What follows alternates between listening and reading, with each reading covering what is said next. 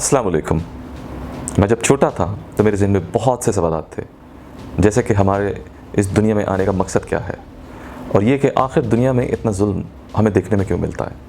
ये जंगें या वॉर्स आखिर क्यों होती हैं, क्यों आखिर एक ग्रुप इंसानों का अपने आप को दूसरों से सुपीरियर या बेटर या समझता है। या कभी ये सवाल आना कि जब हमने मर ही जाना है तो फिर हम तालीम क्यों हासिल करें, क्यों जॉब करें, क्यों बिज़नेस करें और क्यों बैंक बैलेंस की फ़िक्र करें। ये सारे सवाल या फिर इनमें से कुछ तो आपके जहन में भी ज़रूर कभी ना कभी आए होंगे। क्या आपको इनका जवाब मिला, कोई ऐसा जवाब जिससे आप सेटिस्फाई हो गए हों? अगर मैं आपसे आज ही कहूँ कि ये सब तो स्टोरीज़ हैं जो हमें या तो मीडिया या पॉलिटिशियंस या फिर हमारे रिलीजियस लोग या फिर हमें हमारे घर वाले या हमारे बड़े हमें सुनाते रहे हैं, सवाल सिर्फ ये है कि इनमें से कितनी स्टोरीज सच हैं और कितनी सच नहीं हैं। इसका तयन कौन करेगा? तो आएँ फिर इन स्टोरीज़ की तलाश करते हैं और देखते हैं कि हमें कोई सेटिस्फाइंग आंसर्स ये देती हैं या नहीं। तो चलें फिर हिस्ट्री में चलते हैं, बहुत पीछे, क्योंकि हमें हिस्ट्री में हमारे बहुत सारे सवालों के जवाब मौजूद हैं जो हमें मिल जाएंगे। बस थोड़ी सी मेहनत करने की ज़रूरत है उनको तलाश करने के लिए।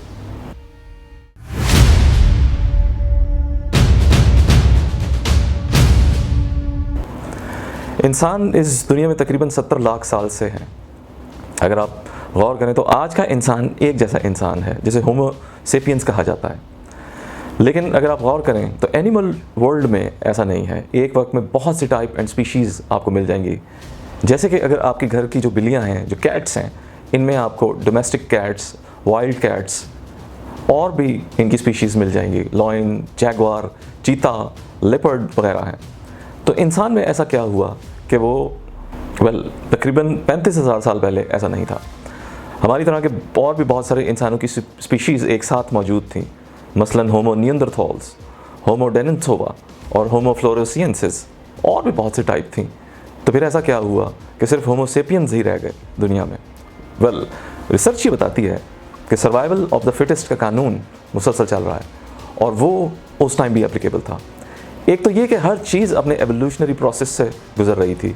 बदलते हुए क्लाइमेट चेंजेस और इकोलॉजिकल सिस्टम की वजह से बस वही सर्वाइव कर सकता था जो कि एडवांस हो, जिसे सर्वाइव करना आता हो। तो जो मॉडर्न होगा वो एडवांसमेंट्स को अडॉप्ट करेगा, उसके अंदर बीमारियों से लड़ने की ताकत ज़्यादा बेहतर होगी। इस लिहाज से homo sapiens new type of humans थे। इस न्यू टाइप ऑफ ह्यूमंस में कॉग्निटिव डेवलपमेंट, मतलब ऑब्ज़र्व करने की और सीखने की सलाहियत बेहतर तौर पर मौजूद थी। मसलन इन्हें आग का बेहतर इस्तेमाल आ चुका था। होमो सेपियंस को ये समझ आ चुकी थी कि कच्चा गोश्त खाने से बीमारियां लगती हैं, तो इसलिए आग पे पका के खाया जाए, ना कि बेहतर होगा बल्कि उससे च्यू करना, चबाना भी आसान होगा और उसे डाइजेस्ट करना भी इतना ही ईजी होगा जितना कच्चा मीट खाने में ज़्यादा टाइम लगता है।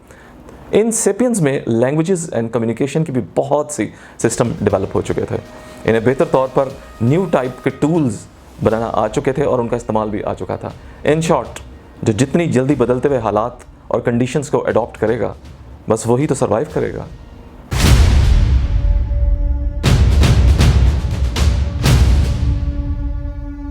आज के दौर में तकरीबन 3000 से ज़्यादा लैंग्वेजेस बोली जा रही हैं।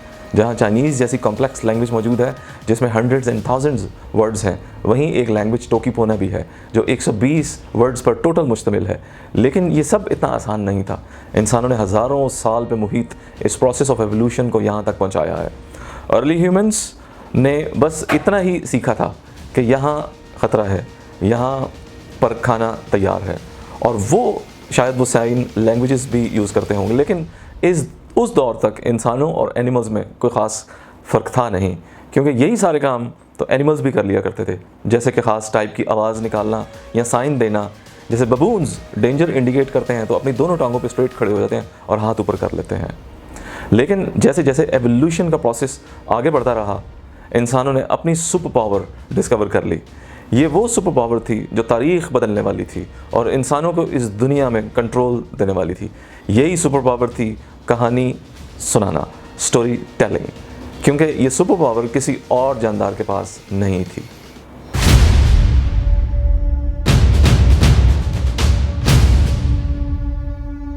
जहाँ दूसरे एनिमल्स यही महदूद थे कि यहाँ ख़तरा है, लेकिन पहली दफ़ा किसी स्पीशी ने ये सीखा कि ये कम्युनिकेशन कर सकें कि मैंने यहाँ कल शेर देखा था और यहाँ ख़तरा है। आप अगर गौर करें तो इन दोनों स्टेटमेंट्स में बहुत फ़र्क है। इंसानों को इस बात का बिल्कुल अंदाज़ा नहीं था कि ये छोटी सी ability of story telling complex से कॉम्प्लेक्स सिस्टम को पावर देगी फ्यूचर में। यहाँ एक और सुपर पावर ह्यूमन वर्ल्ड ने सीख ली थी और वो था सपोर्ट मैकेनिज्म टू अदर्स। मतलब कि मदद करना चाहे वो कोई अननोन ही क्यों ना हो। बट अगेन ये सब तो एनिमल्स किंगडम में भी होता है, जैसे बबून्स को की मदद करते हैं, लेकिन आपको पता है कि वो मदद सिर्फ उनकी करते हैं जिन्हें वो बस जानते हैं। मतलब 100 या 150 तक के दूसरे बबून्स की मदद कर सकते हैं, और वो भी जिन्हें वो जानते हों। या फिर आंट्स जो चींटियाँ होती हैं जो कि मिलियंस में एक दूसरे की मदद कर सकती हैं, बट स्ट्रेंजर्स को तो वो भी बर्दाश्त नहीं करती। एनिमल्स वर्ल्ड में टेरिटोरियल इश्यूज़ होते हैं। अगर आप एक फुटबॉल ग्राउंड में मिसाल के तौर पे कि आप थाउजेंड्स ऑफ बबून्स को छोड़ दें तो वहाँ होगा सिर्फ लड़ाई। लेकिन अगर आप ह्यूमंस को देखें तो वो एंजॉय करेंगे और एक दूसरे की सपोर्ट भी करेंगे। बस इसी स्टोरी टेलिंग और कम्युनिकेशन एंड सपोर्ट मैकेनिज्म की वजह से ह्यूमन वर्ल्ड ने बहुत सारे रेवोल्यूशंस भी देखे।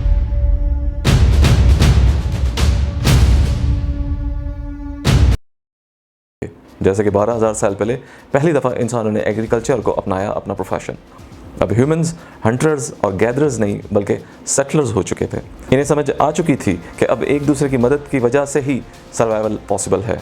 आहिस्ता आहिस्ता जो छोटे छोटे टोले इंसानों के अलग अलग रहते थे, अब उन्होंने मिलजुल कर रहना शुरू किया। सोसाइटीज़ बनी। इनिशियली लोगों ने societies Indus river, yellow river, river Nile और जितने भी दरिया थे उनके करीबी आबादी शुरू की थी। वहाँ पे सेटल होना शुरू किया और एग्रीकल्चर को की वहाँ से शुरुआत हुई। हर किसी की अपनी टेरिटरी थी और दूसरे की टेरिटरी को ये या तो पावर से या लड़ाई करके हासिल किया करते थे। शुरुआत थी सोशल हायरार्की की, जहाँ एक चीफ होगा और दूसरे उसकी बात को मानेंगे। लेकिन रिवर के इर्द गिर्द रहना इतना आसान नहीं था। वहाँ चैलेंजेस काफ़ी थे। रिवर्स कभी खुश्क हो जाते थे और कभी ओवर फ्लडेड। इसके अलावा भी परेशानियाँ थीं, जैसे कि बीमारियाँ लग जाना या उनके फैलने का सबब बनना। इससे पहले अगर कोई बीमार हो तो वो लोग जो हंटर्स और गैदर्स थे वो उस एरिया में ज़्यादा रुकते नहीं थे, बल्कि वहाँ से मूव कर जाया करते थे।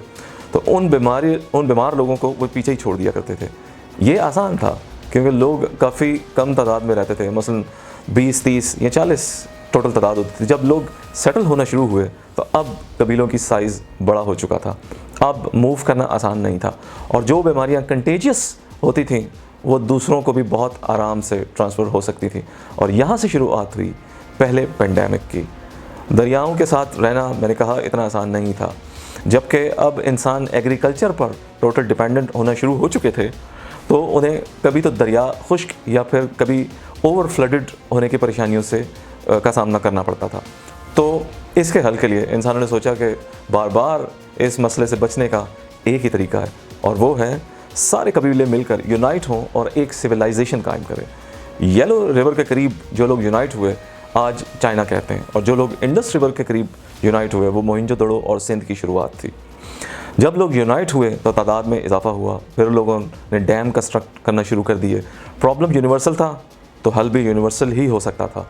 इंडिविजुअल कबीले इस मसले का हल ना कभी पहले निकाल सके थे और ना निकाल सकते थे।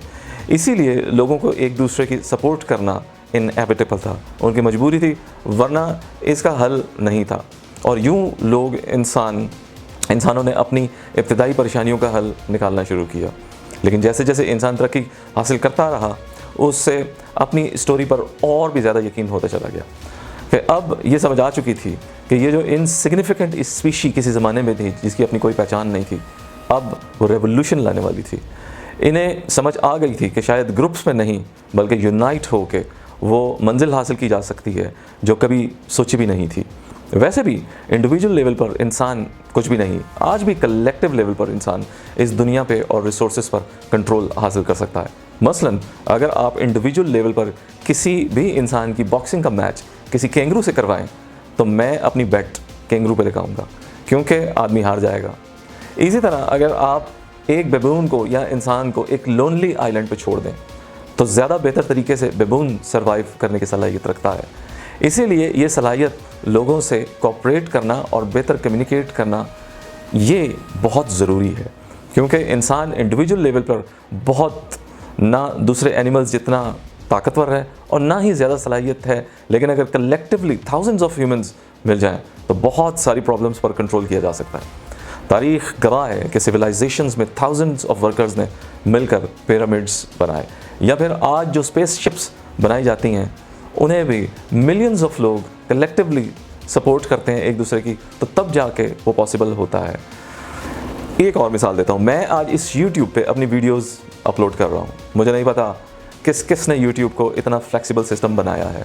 मैं आज आप सबसे इंटरेक्ट कर रहा हूँ, जबकि मैं आप सबको शायद जानता भी नहीं हूँगा। इसके डिज़ाइन बनाने वाले, इसकी एल्गोरिदम बनाने वाले या इसकी मार्केटिंग पे काम करने वाले मुझे नहीं पता, फिर भी उनकी कोऑपरेशन की वजह से हम इससे एडवांटेज उठा रहे हैं। इंसान एक दूसरे की मदद करता है, चाहे हम एक दूसरे को जानते हों या ना जानते हों। मसलन जो सब्ज़ियां हम खाते हैं, क्या हम पैदा करते हैं उन्हें, या फिर जो कपड़े हम पहनते हैं क्या हम उन्हें सीते हैं? ये सपोर्ट मैकेनिज़्म किसी और स्पीशी के पास नहीं है। आपने देखा ये जो फिक्शनल स्टोरीज़ ह्यूमन वर्ल्ड ने डेवलप की थी, हमें कितनी दूर ले आई। आज की टेक्नोलॉजिकल डेवलपमेंट की मैं अगर आपसे बात करूं तो ये सब भी ह्यूमन इमेजिनेशन की या उनकी फिक्शनल स्टोरीज़ की बेसिस के ऊपर ही पॉसिबल हो सका है। अच्छा, हम इंसानों ने सिर्फ सपोर्ट पॉजिटिव अचीवमेंट के लिए ही नहीं, बल्कि बहुत गलत डिसीजंस भी लिए। आज जो गज़ा में इसराइली जारियत जारी है, ये कोई ज़िंदगी का पहला गलत फ़ैसला नहीं है। तारीख़ इससे पहले 2 जंगों को विटनेस कर चुकी है। पहले जंग अज़ीम आर्चड्यूक फ्रांस फर्डिनेंड जो कि ऑस्ट्रिया के थे, उनके मर्डर के बाद एक गलती ने इंसानों को कलेक्टिवली नुकसान पहुंचाया था। कोई 16 मिलियन से ज़्यादा लोग अपनी जान गंवा चुके थे सिर्फ 4 सालों में। सेकेंड वर्ल्ड वार तो इससे भी बड़ी थी, इसमें तकरीबन 40 से 50 मिलियन लोग अपनी जान गंवा चुके थे। देखिए, हमें इंसानों की स्टूपिडिटी को भी अंडर एस्टिमेट नहीं करना चाहिए। जो लोग आज ये समझते हैं कि वो अकेले ठीक फ़ैसले कर रहे हैं, उन्हें तारीख़ से कुछ सीखना चाहिए। एक गलत फ़ैसला मिलियंस ऑफ लोगों की जान भी ले सकता है, और कोई बात नहीं कि हम इस इसराइली बेवकूफ़ी का ख़मियाज़ा तीसरी जंग की शक्ल में झेलें। जंग शुरू तो कोई भी बेवकूफ़ कर सकता है, लेकिन उसे ख़त्म करना किसी के इख्तियार में फिर नहीं रहता। हिटलर हो या नेपोलियन हो, सबकी ओवर एम्बिशियस होने की कीमत बाकी सब कुछ चुकानी पड़ती है। खैर, हम बात कर रहे थे कि स्टोरीज़ हमें इतनी दूर ले आई हैं कि आज हमने computers, aeroplane, internet, robots, cars, trains और पता नहीं क्या क्या बना लिया है, सिर्फ स्टोरीज़ पे बिलीव करते करते। यही वो सुपर पावर है जो इंसानों को बाकी सारी स्पीशीज़ से अलग करता है। अगर मैं आपको कहूँ कि इकोनॉमिकल सिस्टम या फाइनेंशियल सिस्टम भी एक स्टोरी की बेस पे है, तो शायद आपको अजीब लगेगा। इंसानों के अलावा इस सिस्टम को तो कोई और मखलूक नहीं पहचानती। मसलन अगर $1 मिलियन आप अपनी कैट को दें और दूसरी तरफ आप उसे एक बाउल दूध से भरा हुआ दें, तो आपकी कैट हमेशा उस दूध भरे हुए बाउल को ही पिक करेगी, बिकॉज उसे इसकी वैल्यू का कोई अंदाज़ा नहीं है कि ये $1 मिलियन क्या है। बट ह्यूमन वर्ल्ड में money plays a very crucial role. But if you notice, money is not a tangible substance, it's a concept. मतलब मैं कुछ पैसे लेके अगर सुपर स्टोर जाऊँ और वहाँ से ग्रोसरी परचेज़ करूँ, तो एंड में उन चीज़ों के बदले मैं कुछ प्रिंटेड पीस ऑफ पेपर्स दूंगा जिसे वो स्टोर वाला एक्सेप्ट कर लेगा। और अब तो ये ई-कॉमर्स में तब्दील हो चुका है। मुझे अब प्रिंटेड पेपर्स की भी ज़रूरत नहीं, बस एक कार्ड दूंगा जिसे उसके कंप्यूटर में वो फिगर्स आ रहे होंगे कि इतना हज़ार उनके पास ट्रांसफ़र हो चुके हैं। सच तो ये है कि सबसे बेहतरीन अगर किसी ने स्टोरी हमें सुनाई तो वो स्टोरी सिर्फ मनी की है या ये फाइनेंशियल सिस्टम की स्टोरी है। आपकी इकोनॉमिक्स की स्टोरी सबसे ज़्यादा सक्सेसफुल है। लोग डिफरेंट बातों पर डिफरेंस ऑफ ओपिनियन रख सकते हैं। लोग अपने अपने कंट्रीज़ और सोसाइटीज़ की डिफरेंट मिथ पे भी बिलीव करते हैं। लोगों को आपके इकोलॉजिकल सिस्टम पर या पॉलिटिकल सिस्टम पर भी डिवीज़न आपको नज़र आएगा, बट इकोनॉमिकल सिस्टम पर किसी को कोई आपको डिफरेंस नज़र नहीं आएगा। मसलन आप यूएसए से जितनी नफ़रत कर लें, इंपॉर्टेंस ऑफ डॉलर्स से आप इनकार कभी भी नहीं कर सकेंगे। बिगेस्ट स्टोरी टेलर एवर वो नहीं है जिन्होंने लिटरेचर पे बुक्स लिखी हैं या स्टोरीज़ सुनाई, बल्कि वो लोग जिन्होंने ये इकोनॉमिक सिस्टम दिया या फाइनेंशियल सिस्टम की स्टोरी हमें सुनाई। ये मनी कोई फिज़िकल सब्सटेंस नहीं है, अगर किसी लोनली आइलैंड पे आपके पास $1 मिलियन हों और दूसरी तरफ बनाना ट्रीज़ हों, वहाँ आपकी जान वो बनाना ट्रीज़ ही बचाएंगे। अब आइए एक और स्टोरी की तरफ जो हमें हमारे पॉलिटिशियंस सुनाते हैं, और पॉलिटिशियंस भी इस स्टोरी टेलिंग टूल को अच्छी तरह से जानते हैं। इसीलिए पब्लिक परसेप्शन को चेंज करने के लिए, किसी एक कॉमन नैरेटिव पे लोगों को यूनाइट करने के लिए और उनकी अपनी अथॉरिटी को कानूनी शक्ल देने के लिए ये स्टोरीज़ सुनाई जाती हैं। वैसे तो ह्यूमन सिविलाइजेशंस में पॉलिटिकल स्टोरीज़ का बहुत कंट्रीब्यूशन है, लोगों को यूनाइट करने में, कॉमन गोल्स को हासिल करने में, एज ओवरऑल सक्सेस में जो हमें आज तक एज ह्यूमन बीइंग मिली है। मसलन आज लोग भूख से कम और ज़्यादा खाने से ज़्यादा मरते हैं। स्टार्विंग अब इशू नहीं है। आज के दौर में ज़्यादा लोग ओल्ड एज होने की वजह से उनकी डेथ होती है, और अब इन्फेक्शस डिजीज़ की डेथ रेशो कम हो चुकी है, और ख़ास तौर पर लेवल ऑफ टॉलरेंस भी बढ़ चुका है कि अब वायलेंस काफ़ी डाउन हो चुका है। पुराने दौर के मुकाबले में जब वॉर या डिफरेंस ऑफ ओपिनियन पे ही लोगों को कत्ल कर दिया जाता था, और वो सिस्टम कोई डिक्टेटर या बादशाह चला रहा होता था। पॉलिटिशियंस ने डेमोक्रेटिक सिस्टम को इंट्रोड्यूस कराया और इसे लोगों में टॉलरेंस डेवलप हुआ और इक्वल डिस्ट्रीब्यूशन हुई रिसोर्सेज की। Statistically we are living the best time ever in history, and thanks to politician and their stories.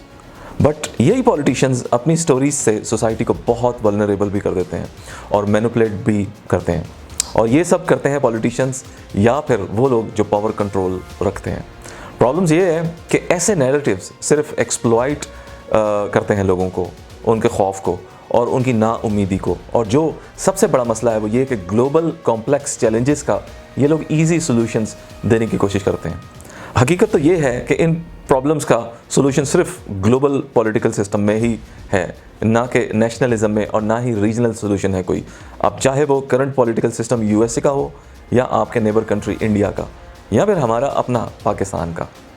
Pakistan का प्रॉब्लम तो अभी नेशनल लेवल पे भी नहीं आ सका। ज़्यादातर पॉलिटिशियंस अपने आप से आगे कुछ देख ही नहीं पाते, उन्हें तो अभी नेशनल इश्यूज़ इतने नज़र ही नहीं आते। बेसिक नेसेसिटीज़ ही अभी पूरी नहीं की जा सकें, क्योंकि ये अभी तक इक्वल डिस्ट्रीब्यूशन ऑफ रिसोर्सेज कर ही नहीं पाए। अपने ज़ाती ईगो से बाहर ही नहीं आ पा रहे ये लोग, ज़्यादातर जो पॉलिटिशियंस हैं। दुनिया इससे बहुत आगे पहले ही जा चुकी है, इसीलिए वहाँ तरक्की है, वहाँ के अवाम खुशहाल हैं। लेकिन बदकिस्मती से हमारे यहाँ दीगर थर्ड वर्ल्ड कंट्रीज़ में अभी तक करप्शन पे ही कंट्रोल नहीं पाया जा सका। दुनिया अब ग्लोबल चैलेंजेस की बातें कर रही है, हमें अभी नेशनल इश्यूज़ पे आते आते भी बहुत टाइम लग रहा है। बहुत इजी फार्मूला है, जिन्होंने नेशनल इश्यूज़ पे कंट्रोल हासिल कर लिया, इक्वल डिस्ट्रीब्यूशन ऑफ रिसोर्सेज की अपनी आवाम का सोचा, वहाँ आज खुशहाली है। और पाकिस्तान को बहुत जल्द इधर आना होगा, वरना हमारा हाल भी सोमालिया या वेनेजुएला जैसा हो सकता है। इकोलॉजिकल प्रॉब्लम हो या economic problem, global warming issue हो या आर्टिफिशियल इंटेलिजेंस का सैलाब जो आने वाला है, या फिर न्यूक्लियर वॉर का ख़तरा, और इसका करंट पॉलिटिकल सिस्टम में कोई सोल्यूशन अभी नज़र नहीं आता। देखें, इकोलॉजिकल प्रॉब्लम ग्लोबल हो, इकोनॉमिकल सिस्टम ग्लोबल हो, और पॉलिटिकल सिस्टम नेशनलिस्ट हो, ये कॉमन आदमी के प्रॉब्लम्स को कम्प्लीटली इग्नोर कर देगा। ऑलमोस्ट हर पॉलिटिकल सिस्टम का यही नारा है कि चलें वापस अपने बेहतरीन टाइम पे चलते हैं। चाहे यूएसए का नारा हो, let's make America great again. इसी तरह अगर आप रशिया का नारा सुने तो वो भी आपको यही कहते नज़र आएंगे, रीस्टोरेशन ऑफ रशियन ग्रेटनेस। इसी तरह जो नैरेटिव इसराइल का है वो भी यही है, चलें 2000 साल पहले पुराना अपना बेहतरीन टाइम वापस रीस्टोर करते हैं। बट मुसीबत ये है कि ये सब आपको पास्ट में ले जाने के पीछे लगे हुए हैं। इनमें से किसी के पास भी फ्यूचर का कोई विजन नज़र नहीं आ रहा। इसी सबसे ज़्यादा अगर कोई हर्ट होगा तो वो कॉमन मैन होगा। मसलन टेक्नोलॉजिकल डिस्ट्रप्शन की वजह से अगर हम बात करें तो आगे आने वाले डेज़ में इन फ्यू ईयर्स जो फील्ड्स जो कंबाइन होने जा रही हैं, बायोटेक एंड इन्फोटेक, इसकी वजह से ह्यूमन इतनी पावर गेन कर लेंगे कि इससे पहले हमने ना कभी सोचा ना कभी एक्सपीरियंस किया। फ्यूचर में मैं अगर सिर्फ एक मिसाल दूं कि अगर एक आपकी जो टैक्सीज़ हैं वो ऑटोमेटिक हो गई तो ऑटो ड्राइवर्स की जॉब बहुत सख्त ख़तरे में है। ये सिर्फ 10 साल पहले नामुमकिन लगता था, बट अब जितनी भी एक्सपेरिमेंट्स हो चुके हैं बहुत जल्द इससे फ़ायदा उठा लिया जाएगा और बहुत बड़ी तादाद कॉमन शख्स की इससे मुतासर हो सकती है, क्योंकि टेक्नोलॉजी बेस्ड ऑटो कार्स को ना तो नींद आती होगी और ना वो थकती होंगी, और आपस में बेहतरीन कनेक्शन की वजह से रोड्स पे ज़्यादा safe, accident free rides possible हो सकती हैं। ये तो सिर्फ एक एग्जांपल थी। This can be possible in any other field you can think of. और जो शख्स 40 ईयर्स का या 30 साल का भी होगा, उसे ये एक्सपेक्ट करना कि वो टैक्सी ड्राइविंग छोड़कर कोई IT बेस्ड स्किल सीख ले और रातों रात कोई नया रोज़गार तलाश कर ले, this will not be possible. ये एक्सपीरियंस इंडस्ट्रियल रेवोल्यूशन से भी ज़्यादा हार्श होगा, क्योंकि आने वाली टेक्नोलॉजिकल एडवांसमेंट इंडस्ट्रियल रेवोल्यूशन से 100 टाइम्स बड़े चैलेंजेस लेकर आएंगी। या फिर फ्यूचर में फाइनेंशियल सिस्टम भी कम्प्लीटली कंट्रोल्ड बाई AI होगा। बेस्ट डिसीजंस कंप्यूटर ले रहे होंगे और कोई ऐसा सिस्टम इंट्रोड्यूस हो चुका होगा या हो सकता है जो हमें आज समझ नहीं आए। तो कॉमन शख्स क्या करेगा? मसलन ग्लोबली इस बात पर बहुत बहस हो रही है कि क्रिप्टो करेंसी को लीगलाइज किया जाए या नहीं। हमारे सामने है ये ऐसा सिस्टम आ रहा है जो हमें समझ नहीं आ रहा। आई कैन प्रिडिक्ट, मुझे लगता है कि 5 या 10 सालों में एक ऐसा सिस्टम इंट्रोड्यूस ज़रूर करा दिया जाएगा कि हम अगर अपडेटेड ना रहे तो हम ऑब्सलीट हो सकते हैं और आम आदमी जिसे इस बात की कोई समझ नहीं होगी will going to suffer the most. जिस तरह से इंडस्ट्रियल रेवोल्यूशन में बहुत ही टाइनी एलीट ने सिर्फ उससे फ़ायदा उठाया था और कॉमन शख्स सबसे ज़्यादा हर्ट हुआ था, आने वाला टेक्नोलॉजिकल सैलाब उससे भी ज़्यादा ख़तरनाक है। मुझे तो ये भी डर है कि जो भी हम आज स्कूल्स एंड कॉलेजेस में बच्चों को पढ़ा रहे हैं वो 2040 या 2050 तक इररेलेवेंट ना हो चुका हो, तो क्यों ना अवेयरनेस दी जाए और वो सिखाया जाए जो उस टाइम लोगों को फ़ायदा दे सकता हो। और भी एग्जांपल्स हैं, बट अभी करंट पॉलिटिकल सिस्टम के पास सॉल्यूशंस मुझे लगता है नज़र नहीं आ रहा। एक वजह यह भी है कि आज के इस न्यू दौर में पॉलिटिशियंस या लीडर्स इतना इन्फ्लुएंस अब नहीं रखते जितना इन्फ्लुएंस आज साइंस या फिर इन्वेंशंस या फिर वो कंपनीज जो ग्लोबल अप्रोच रखती हैं किसी भी डिसीजंस को मैनिपुलेट करने के लिए। अदर देन पॉलिटिकल लीडरशिप, उन सब का इन्फ्लुएंस अब ज़्यादा लगता है। मैं एक मिसाल देता हूँ, कंपनीज़ ने डिजिटल मीडिया को यूज़ करना शुरू कर दिया है। अब ये सरप्राइज़ बिल्कुल भी नहीं होना चाहिए कि आप कुछ परचेज़ करना चाह रहे हो, मसलन नया सूट ख़रीदना चाह रहे हो, और and the moment you open your social media, I mean Facebook या Instagram, the first advertisement you see वो उसी की हो जो आप परचेज़ करना चाह रहे हो। अब इन कंपनीज़ के पास ये एबिलिटी है कि वो आपके डिसीजंस को मैनिपुलेट कर सकती हैं। तो जो एबिलिटी है ग्लोबल इश्यूज़ पे इन्फ्लुएंस करने की, पॉलिटिकल लीडरशिप्स अब काफ़ी कमज़ोर नज़र आ रही है। मसलन अच्छे कामों को करने के लिए एबिलिटी पॉलिटिशियंस के पास अब कम है शायद। मतलब ये तो पॉसिबल है कि आज आपका कोई लीडर या फिर वो जिनके पास पावर कंट्रोल है वो एक बटन प्रेस करें और न्यूक्लियर वेपन्स से ब्लो कर दें सब कुछ, बट इनके पास ये कैपेसिटी अब नज़र नहीं आती कि इन इक्वालिटी को ख़त्म किया जा सके। तो अनफॉर्चुनेटली नुकसान ज़्यादा कर सकते हैं but ability to provide solutions नहीं है, और इसी वजह से आज का नेशनलिस्ट पॉलिटिकल सिस्टम अब एक काफ़ी बड़ा कंसर्न है।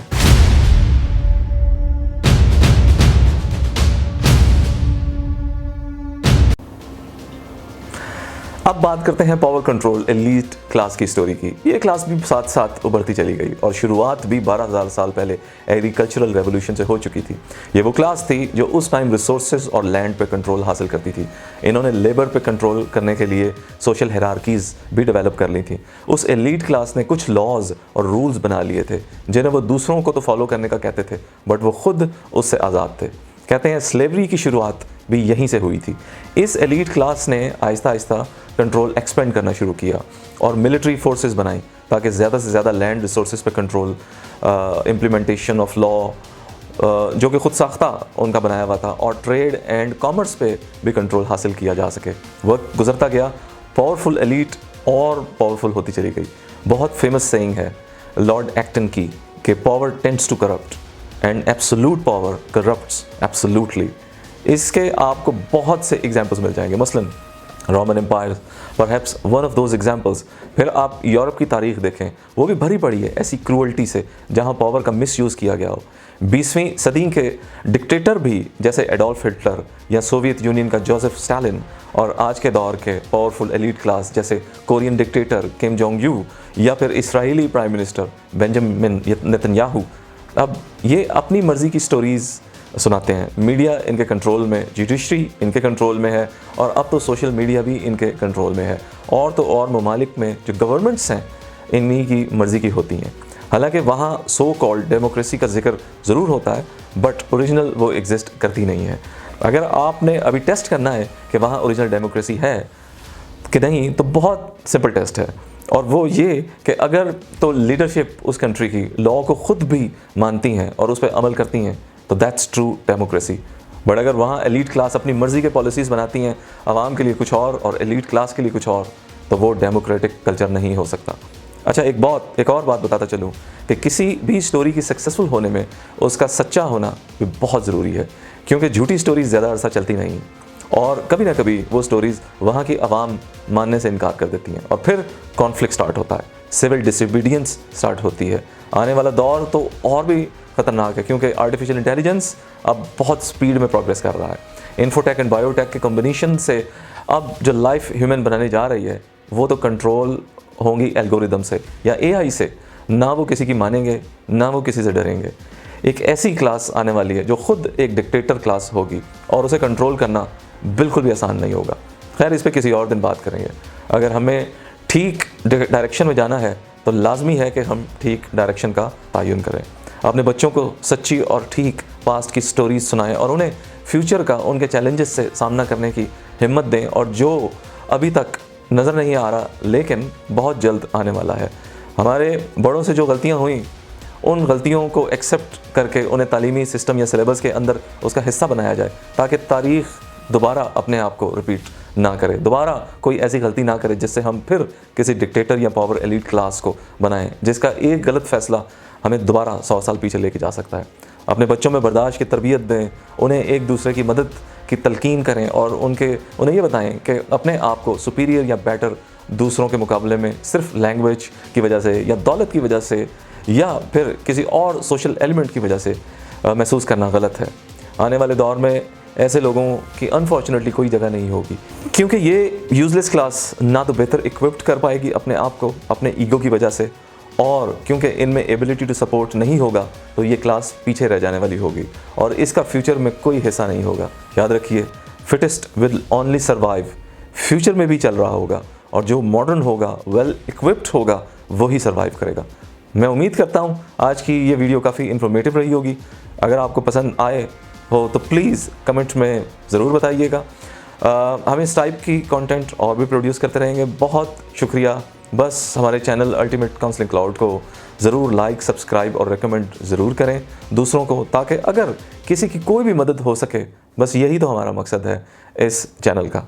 बहुत शुक्रिया and see you soon. Bye.